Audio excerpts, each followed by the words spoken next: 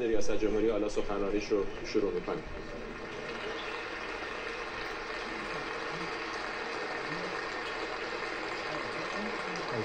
Thank you very much, everybody. Well, خیلی متشکرم از همه شما. Vice President Vance, Speaker معاون Johnson, رئیس جمهور ونس، Senator Thune, رئیس مجلس نمایندگان Chief جانسون، Justice Roberts, سناتور تون، Justices, قاضی ارشد رابرتس، United قضات States Supreme Court, دادگاه عالی ایالات متحده، پرزیدنت کلینتون، پرزیدنت بوش، پرزیدنت اوباما، پرزیدنت Vice بایدن، President Harris, معاون رئیس جمهور my fellow هریس citizens. و The golden age of هموطنان من. America begins right now. عصر طلایی آمریکا از همین لحظه شروع میشه.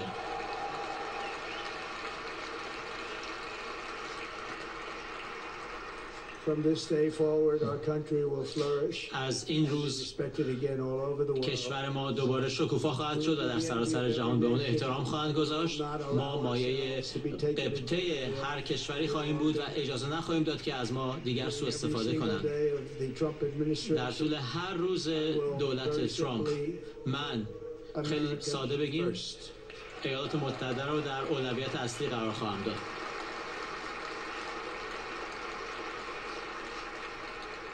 Our sovereignty will be reclaimed. حق حاکمیت ما دوباره برقرار خواهد شد. امنیت ما دوباره برقرار خواهد شد. Rebalanced. ترازوهای عدالت دوباره متعادل خواهند شد Weaponization of the justice و استفاده ابزاری شرورانه و شرم‌آور از قوه قضاییه خاتمه خواهد یافت. And our top priority will be to create a و nation. اولویت اصلی ما ایجاد کشوری خواهد بود که به خودش افتخار میکنه، شکوفاست و آزاده. America will soon be greater. آمریکا خیلی زود عالی‌تر، قوی‌تر و بزرگتر خواهد شد، استثنائی‌تر از هر زمانی در گذشته. I return to the presidency confident and من optimistic به we are at the کاخ start سفید در حالی of برمیگردم که national success. اعتقاد راسخ دارم به اینکه در آغاز عصر جدیدی از موفقیت ملی هستیم. And America has the chance to seize this opportunity. شرایط ناگواری در سراسر جهان حکم‌رواست و آمریکا این فرصت رو داره که از این شرایط به بهترین نحو استفاده کنه. باید صادق باشیم درباره چالش‌های پیش روی ما. The world is now witnessing in the United States of America. لحظه‌ای که جهان شاهد آمریکاست و ما امروز در حالی کار خودمون رو شروع می‌کنیم که یک بحران اعتماد به دولت ما وجود داره به واسطه سالها بی‌کفایتی، بی‌اعتمادی شهروندان رو داریم به واسطه بی‌کفایتی رهبران. الان دولتی داریم که حتی نمیتونه یک بحران ساده در داخل کشور رو مدیریت کنه و اون وقت همزمان پیوسته داره وارد رویدادهای فاجعه‌بار خارجی میشه.